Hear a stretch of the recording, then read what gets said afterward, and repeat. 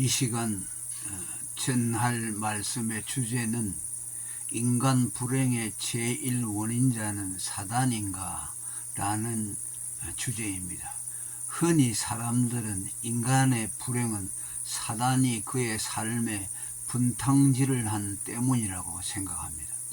따라서 인간이 평안한 삶을 구가하려면 평안의 박탈자인 사단을 박멸해야 한다고 생각합니다. 그러나 성경에 의하면 인간 불행의 제1원인자는 사단이 아닌 인간 자신이고 더 정확히는 그의 죄라고 할 수가 있습니다. 죄가 하나님의 심판을 불러와 인간에게 사망과 불행을 안겨 주었습니다. 로마서 5장 12절에 한 사람으로 말미암아 죄가 세상에 들어오고 죄로 말미암아 사망이 왔다고 말씀했습니다. 사실 사단은 인간의 행불행에 있어 언제나 부차적인 지위만 가질 뿐입니다. 그는 죄와 불행 사이에 깃들어서 그 둘 사이에서 공략할 뿐입니다. 그는 항상 하나님의 통제 아래 있으며 그가 행하는 파괴적인 일도 다 하나님의 제어 아래 있습니다. 사단이 다윗을 충동하여 이스라엘의 인구조사를 하게 한 것도 사단 자의로 한 것이 아닌 범죄한 이스라엘을 치기 위한 하나님의 허용적 경륜이었습니다. 사무엘하 24장 1절에 여호와께서 다시 이스라엘을 향하여 진노하사 저희를 치시려고 다윗을 감동시키사 가서 이스라엘과 유다의 인구를 조사하라 하신지라 라고 했습니다. 역대상 21장 1절에도 사단이 일어나 이스라엘을 대적하고 다윗을 격동하여 이스라엘을 겨수하게 하니라 라고 했습니다. 사단이 사도 바울에게 육체의 질병을 갖다 주었지만 그것 역시 사단 자의로 한 것이 아닌 그가 받은 많은 계시로 인한 그의 자만심을 막으려는 하나님의 허용적인 경륜이었습니다.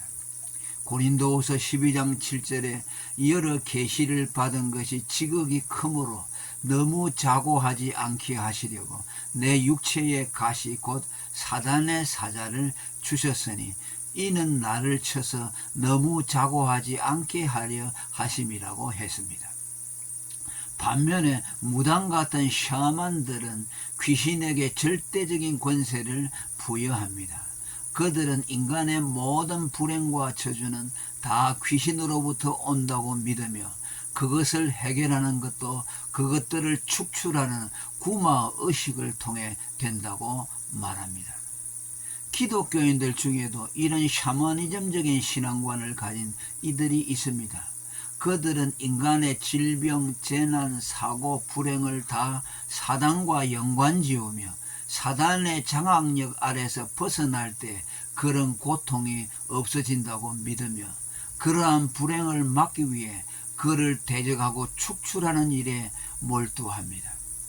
그들에게 하나님은 뒷전이고 사단이 그들 신앙의 전면을 점합니다. 물론 성경도 사단의 존재와 그의 역사를 인정하며 그것이 인간에게 다양한 시험과 고통을 갖다 줄 수 있음을 말합니다. 실제 예수님도 공생애 동안 귀신을 내어 쫓는 축사를 행하여 많은 사람들을 고통에서 벗어나게 하셨습니다. 예컨대 귀신으로 말미암아 눈물고 벙어리 된 사람에게서 귀신을 축출하여 그 병증을 치유하셨습니다. 또 18년 동안 귀신 들려 앓으며 꼬부라져 조금도 펴지 못하는 한 여자를 치유하셨고 이 외에도 수많은 축사를 행하셨습니다. 그렇다고 예수님은 모든 병을 다 사단의 역사로 치부하진 않으셨습니다. 사람의 죄 때문이라고 말씀하셨습니다. 마태복음 9장 2절에 침상에 누운 중풍병자를 사람들이 데리고 오거늘 예수께서 저희의 믿음을 보시고 중풍병자에게 이르시되 소자야 안심하라 내 죄사함을 받았느니라 라고 했습니다. 이 경우 예수님은 그 사람에게 죄사함을 주어 그의 병을 치유하셨습니다. 그리고 죄사함을 통한 치유의 기반은 그의 대속의 공로였습니다. 이사야 53장 5절에 그가 찔림은 우리의 허물을 인하며 그가 상함은 우리의 죄악을 인함이라.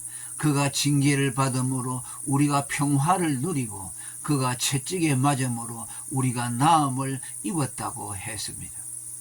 또한 하나님의 하시는 일을 나타내기 위한 질병과 치유도 있었습니다.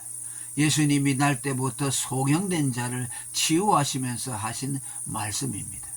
요한복음 9장 2절에서 3절까지 제자들이 물어 가로되 라삐여 이 사람이 소경으로 난 것이 네 죄로 인함이 오니까 자기 오니까 그 부모 오니까 예수께서 대답하시되 이 사람이나 그 부모가 죄를 범한 것이 아니라 그에게서 하나님의 하시는 일을 나타내고자 하심이라 라고 했습니다.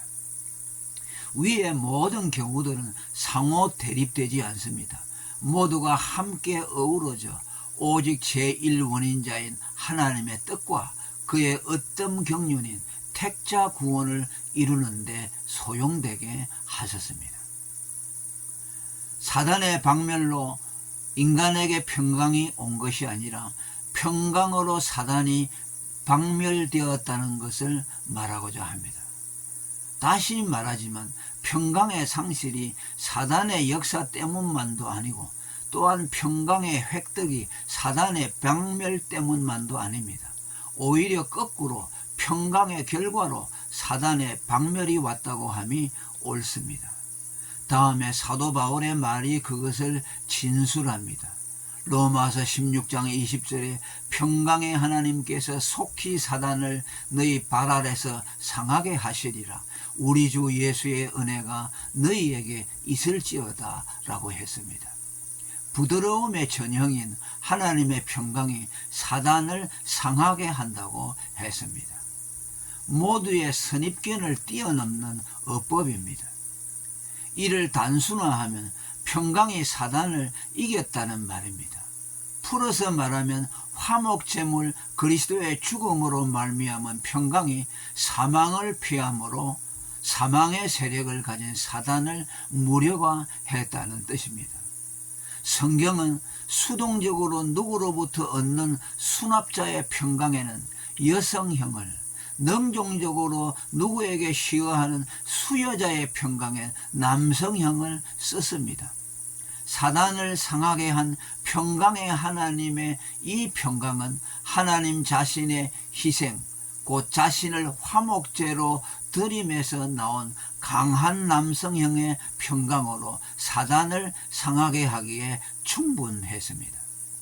그리고 하나님과 화목하여 죄와 사망에서 해방된 그리스도인들이라 하여 그에게 사단의 개입과 역사가 없어지는 것이 아니라는 점도 말하고자 합니다. 앞서 언급했듯 하나님의 사람 다윗, 사도 바울에게도 사단의 역사가 있었습니다. 그 외에도 의인 욥에게 사단은 엄청난 고통을 갖다 주었고 베드로가 예수님을 시험하는 도구로 사용하기까지 했습니다. 그러나 이 모든 것들은 죄와 사망의 지배 아래에 있는 불신자들에게 갖는 사단의 지배력과는 근본 다릅니다.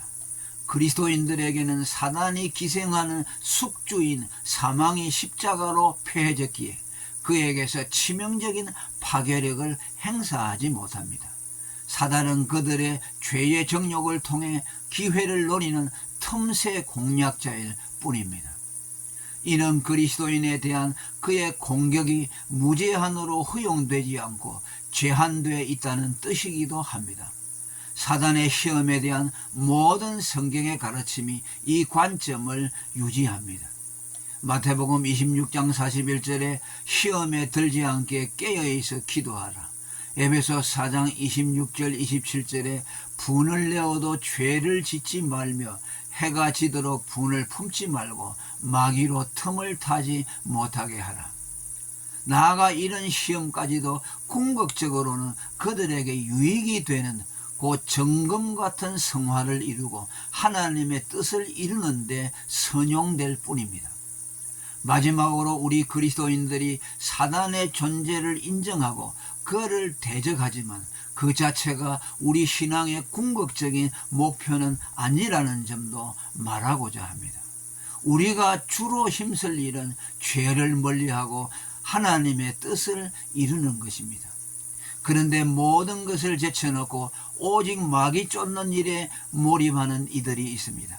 그들에겐 하나님보다 사단이 우선순위를 점하고 사단이 그들의 주권자인 것처럼 보입니다. 사도 야고보는 신앙의 우선순위를 우리에게 이렇게 정해 주었습니다. 먼저 하나님께 순복하고 그 다음에 마귀를 대적하라.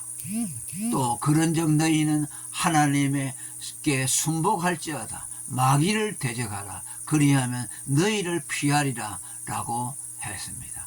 할렐루야. 오늘은 여기까지 하겠습니다.